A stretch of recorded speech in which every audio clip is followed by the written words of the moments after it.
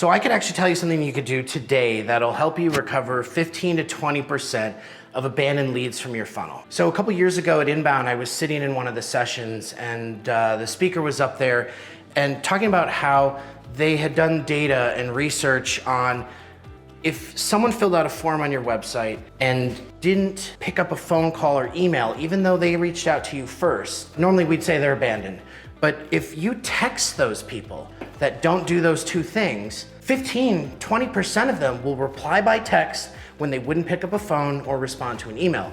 So the message here is to communicate the way that your customers want. Well, that sounds high tech, but with HubSpot and a couple other tools, you can actually do it really easily.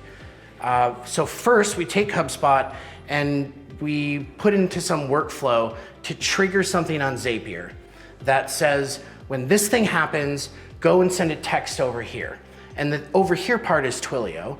And so by signing up for Zapier and Twilio, we can connect them to HubSpot to say when someone fails to respond after an hour of filling out a form, trigger this workflow and go send them in a text. If you do that, you can do this all in an afternoon and get 15% of those back. So I left HubSpot, the conference at Inbound, and when I got back, we set it up at Meticulosity.